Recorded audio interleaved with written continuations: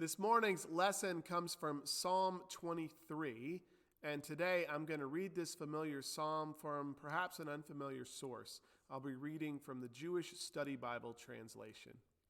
Hear now these good words. Psalm 23, a psalm of David. The Lord is my shepherd. I lack nothing. He makes me lie down in green pastures. He leads me to water in places of repose. He renews my life. He guides me in right paths as befits his name. Though I walk through a valley of deepest darkness, I fear no harm, for you are with me. Your rod and your staff, they comfort me. You spread your table for me in full view of my enemies. You anoint my head with oil. My drink is abundant. Only goodness and steadfast love shall pursue me all the days of my life, and I shall dwell in the house of the Lord for many years long. Friends, these are good words from a good God for you, a good people.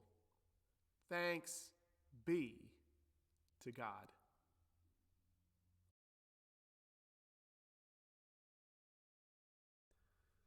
This morning's sermon is entitled The Space-Making God. So Sardis, I have a confession to make. Clutter makes me feel closed in, trapped even. If there are too many bills or loose papers or trinkets scattered on my desk, I can't compose a single thought. Not one. It's the same way with my desktop and laptop computers. Even virtual files, minding their own business, scattered about organically on my display, confined to a 20-inch screen, even those files and their scatteredness hem me in. And some days, I don't feel like I can take a single step in my house without some monster or another invading my personal space. Stray blocks or puzzle pieces on the floor, dishes that gravitate to any place but the sink or dishwasher, a random assortment of items in every area of my car. Y'all, yesterday I realized that the content of my automobile includes a staple gun box sans staples, one widowed pink mitten, 3 large sticks and 2 dandelions my girls procured from the playground, 17 paper receipts from Aldi, a French fry from sometime last decade, an old Sardis worship bulletin, and the manual for a vacuum cleaner. What? If only I had a very hungry caterpillar to help me out. I feel this same sense of anxiety when I try to turn left out of the church parking lot. At least twice a week I say, how can there be this many cars on one road? At the grocery store, I sometimes wonder if the person beside me is inspecting their produce or me, because they are equidistant from us both. And some days I wonder if they think that I am the cart return, because I swear there's not 1 inch of distance between their cart and my backside. And then there was the summer I lived in London, and I ventured down the first few weeks I was there to the underground during morning rush hour. A friend remarked, it's the only place in the city, maybe the world, where even your internal organs don't have their own space. Of course, all of these are rather innocuous examples of space invaders. In addition to the invasion of physical space, too many of our neighbors can't find space from harassment or abuse or marginalization or dehumanization. And all for reasons as simple as the color of their skin, or the language they speak, or the God they worship, or the culture they bring with them, or the person whom they choose to love? Or how about those neighbors that can never find enough distance from grief, or from the pull of addiction, or from the strain of poverty? And the space that these neighbors need, it can't be provided with a simple dusting or spring cleaning or a vacuuming or even a trip to the car wash. Everyone, no matter who they are, needs space, and lots of it, and in different ways, to help realize their potential. Our sacred scriptures from the outset tell us of a space-making God. Thanks be to God for the one who creates habitable space out of chaos. Thanks be to God for the one who creates space beyond a garden, and space beyond imperfection, and space beyond catastrophe. And thanks be to God for in Exodus, the salvific act of creating space from Pharaoh's army, and space to grow into maturity in the wilderness, and space to thrive as a new people in a new land. Sardis Baptist Church, ours is a space-making God. This morning, the psalmist reiterates such a divine quality, but with a refreshing twist. God doesn't just make space, but God shares space too. And shared spaces create thriving communities. Because of this shepherd God, the psalmist tells us, we lack nothing. When we chant this psalm, we could be King David, or we could be a post-exilic writer, or we could even be a city slicker right here in 2021 Charlotte. Because whether we're a would-be king fleeing an aging monarch, or an exile returning home to a desolated land, or a charlatan seeking to navigate the intricacies of pandemic life, we all need nourishment. We all need encouragement. We all need space to grow. The shepherd God offers green, grassy fields. Grassy fields that are good for eating, or for napping, or for playing, or for contemplating, or for gathering with friends. And this shepherd God offers water in places of repose. That means you can quench your thirst in stillness, not like some marathoner trying to hydrate on the run. And of course, it's not just physical space. The psalmist knows the shepherd God offers counsel and guidance. And I have this image of a sturdy oak, the kind that you can lean on as you sit in the grass and enjoy the shade and find your center. But even with a belly full of Bermuda grass and a canteen full of sparkling water and the sturdiness and renewal of safe and pleasing sleep, the world still gets dark from time to time. Yeah, David had his provisions, but he was still stuck in neutral, hiding out for King Saul all those years. And yes, the exiles finally returned to Babylon, and they were rebuilding their lives, but the reconstruction of their community was still an overwhelming task, one that wouldn't be completed in their own lifetimes. And even those of us who have only been mostly inconvenienced by COVID, we still feel a heaviness and a hopelessness and a longing for what was to once more be. The psalmist says, don't fear this darkness because there's a presence here. The one who has made a habit out of making space for me, God in the third person, that God is even closer, even more present right now. In fact, we're talking right now.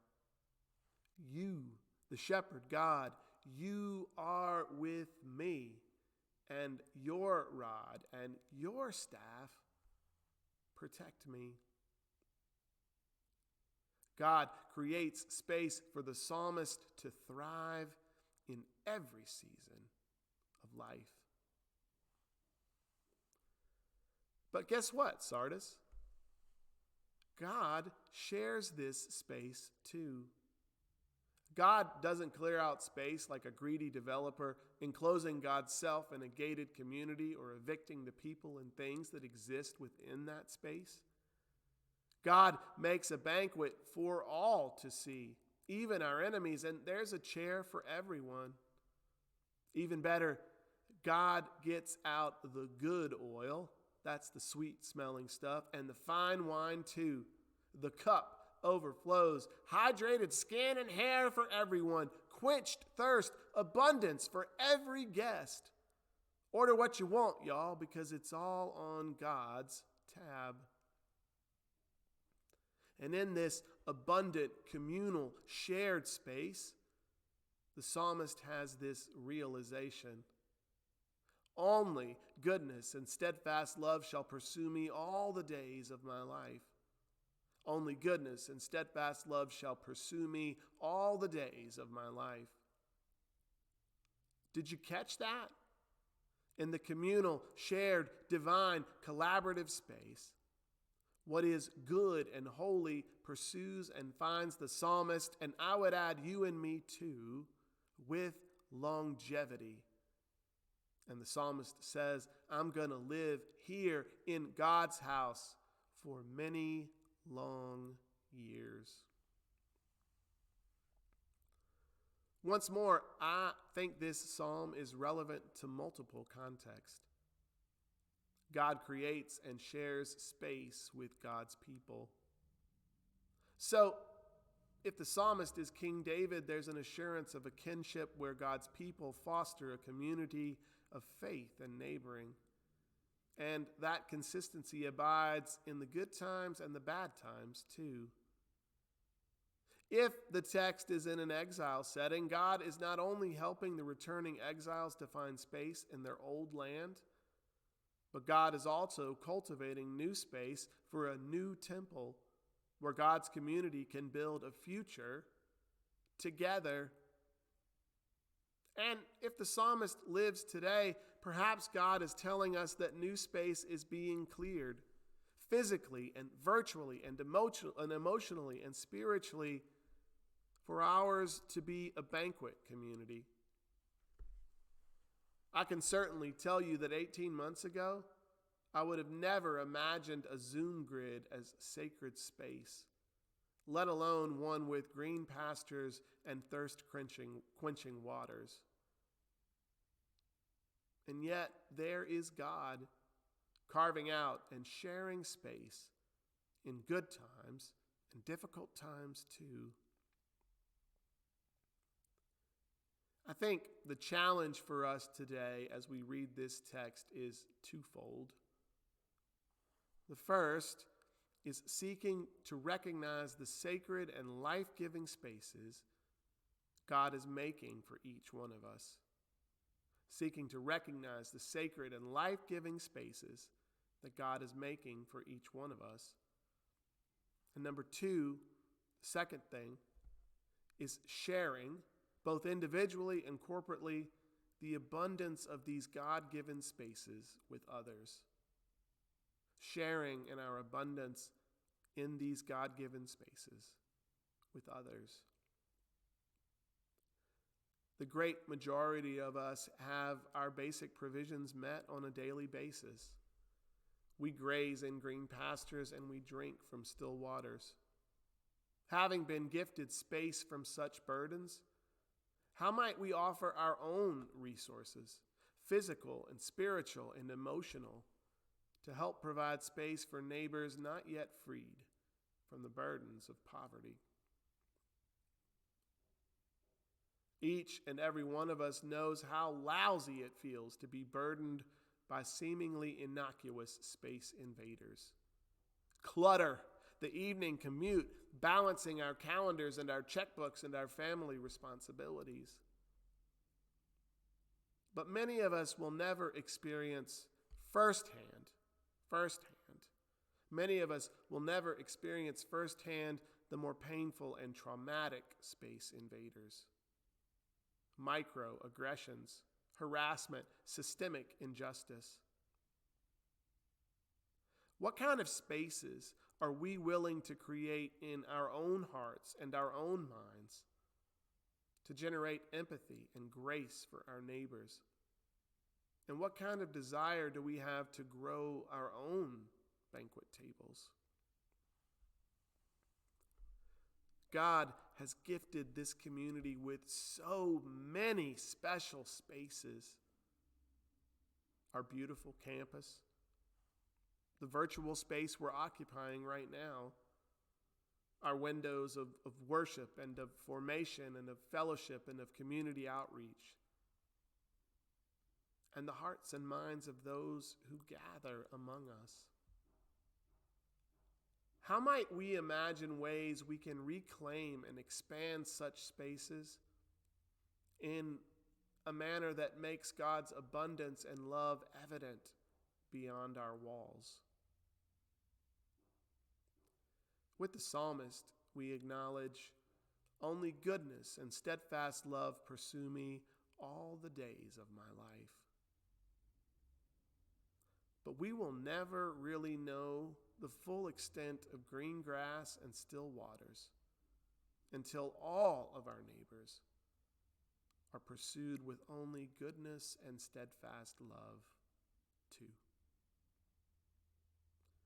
Friends, may it be so, and may it be soon, and may we be part of such a process. Amen.